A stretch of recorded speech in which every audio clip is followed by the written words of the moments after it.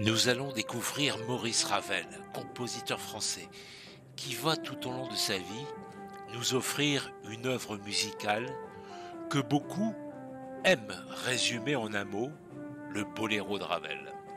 Il naît le 7 mars 1875 à Cibourg, dans les Basses-Pyrénées. Il découvre la vie parisienne et c'est là, au cœur de la capitale, qu'il s'initie à l'art sous diverses formes et surtout à la musique. À 6 ans, il étudie le piano. À 12, il parfait sa formation avec des cours de composition et à 14, il fait son entrée au Conservatoire de Paris et il devient l'élève de Charles de Berriot. L'enfant est créatif et nous propulse dans son univers composé d'œuvres colorées et féeriques. Il s'installe à Montfort-l'Amaury, dans sa maison, le Belvédère, pour composer au calme, dans la campagne, loin de Paris. Maurice Ravel profite d'une formation musicale précoce auprès de grands noms de la musique pour se lancer dans une carrière de compositeur. Passionné par le piano et par la littérature, il participe avec son aîné, Claude Debussy, à la mise en lumière de la musique impressionniste. Aussi perfectionniste que complexe à cerner, il s'affiche tout au long de sa vie comme un être sensible et expressif. Il poursuit quelques chefs-d'œuvre musicaux. En 1909, le compositeur s'attelle au ballet Daphné et Chloé, auquel il consacre 3 années de sa vie pour son œuvre la plus longue, en collaboration avec les ballets russes. Il devient le plus célèbre compositeur français vivant et reçoit de multiples distinctions.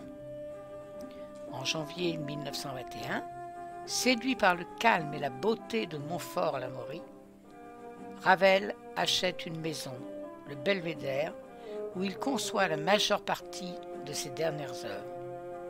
Cette époque voit la naissance des sensuelles chansons madécasses, dans lequel le musicien exprime son anticolonialisme, et de la rhapsodie virtuose pour violon et orchestre tzigane, 1924, dédiée à Djeli.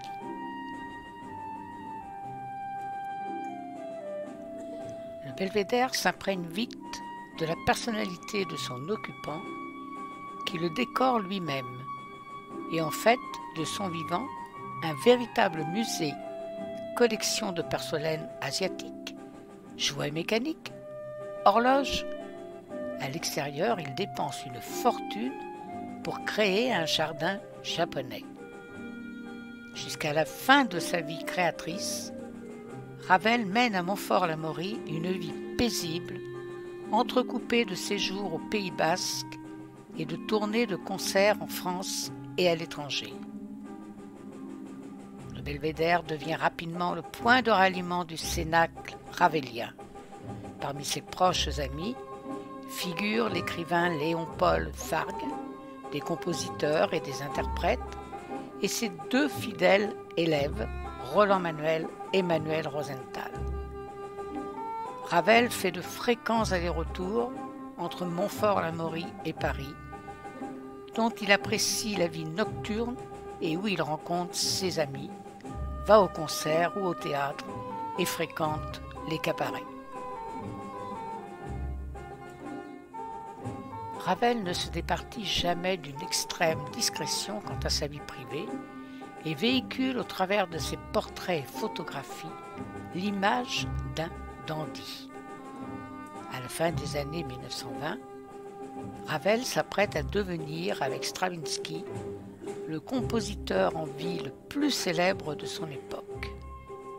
Mais les apparences ne peuvent entièrement cacher la solitude et la tristesse de cet homme qui trouve une échappatoire dans l'orchestration des tableaux d'une exposition de Modeste.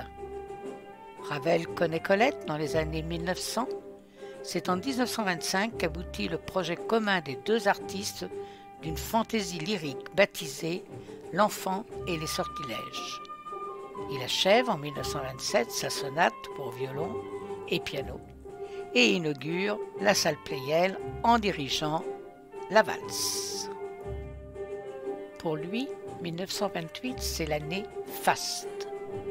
De janvier à avril, il effectue une tournée de concerts aux États-Unis et au Canada qui lui vaut dans chaque ville visitée un immense succès. Il se produit comme pianiste, notamment dans sa sonatine, dirige les orchestres, donne des interviews, prononce des discours sur la musique contemporaine.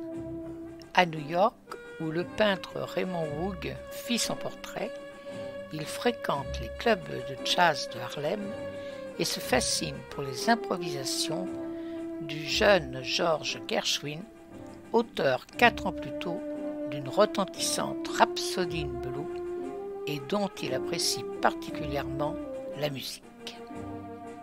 Vous, les Américains, prenez le jazz trop à la légère.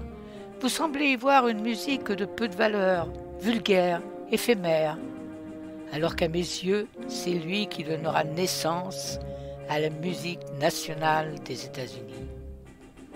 De retour en France, Ravel s'attelle à ce que doit devenir son œuvre la plus célèbre. Après quelques tergiversations, le ballet de caractère espagnol que lui avait commandé son amie Ida Rubinstein en 1927 adopte le rythme d'un boléro andalou.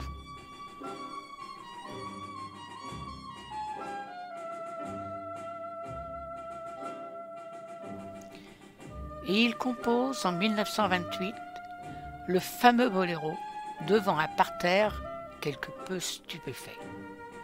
Dès 1930, le boléro connaît en quelques mois un succès planétaire. Cette œuvre singulière qui tient le pari de durer plus d'un quart d'heure, avec seulement 2 thèmes, est pourtant considérée par son auteur comme une expérience d'orchestration. Et Ravel lui-même s'exaspère du succès phénoménal de cette partition qu'il dit vide de musique. En octobre 1928, Ravel reçoit le titre de docteur en musique honoris causa à l'université d'Oxford. À Cibourg, sa maison natale est rebaptisée de son nom en sa présence. Ravel conçoit ses 2 dernières œuvres majeures. Composées simultanément et créées à quelques jours d'intervalle, les 2 concertos pour piano et orchestre apparaissent comme la synthèse de l'art ravelien, combinant formes classiques et style moderne emprunté au jazz, mais ces 2 œuvres frappent par leur contraste. Au concerto pour la main gauche, œuvre grandiose baignée d'une sombre lumière et empreinte de fatalisme qu'il dédie au pianiste manchot Paul Wittgenstein, répond l'éclatant concerto en sol dont le mouvement lent constitue l'une des plus intimes méditations musicales du compositeur. Avec les 3 chansons de Don Quichotte à Dulcinée, composées sur des poèmes de Paul Morand, les concertos mettent un point final à la production musicale de Maurice Ravel. De retour en France, après avoir supervisé un enregistrement de ce même concerto, il n'a plus que des projets, un ballet oratorio, Morgiane, inspiré des 1001 nuits, et un grand opéra, Jeanne d'Arc, d'après le roman de Joseph de Tel. Maurice Ravel laisse une marque indélébile dans l'histoire de la musique. Il a composé 86 œuvres originales, dont 25 orchestrées ou arrangées. L'œuvre la plus célèbre du compositeur est le boléro. Il fit également La Belle et la Bête sous forme musicale. Il décède à Paris en décembre 1937.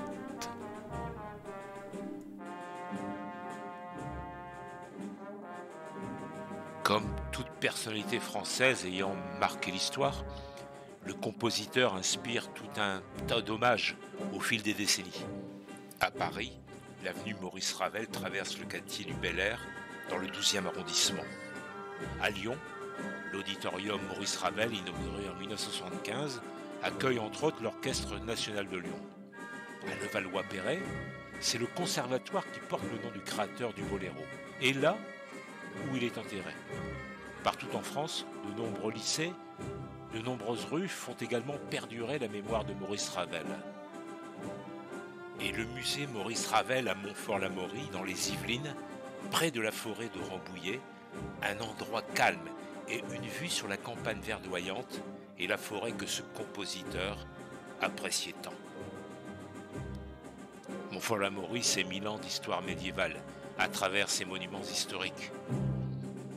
Venez fouler les pavés de ses rues étroites, découvrir son église et son exceptionnelle collection de verrières du XVIe siècle, et les ruines du château médiéval des comtes de Montfort, ou encore admirer la tour d'Anne de Bretagne. Enfin, arrêtez-vous au cimetière de Montfort pour saluer la mémoire de Charles Aznavour, Thierry Gilardi, le journaliste sportif à TF1, et Dany Robin, actrice de théâtre et de cinéma. Et admirer, à l'entrée du cimetière, son cloître exceptionnel, avec le buste de Ravel. Bonne visite et bonne découverte de la région.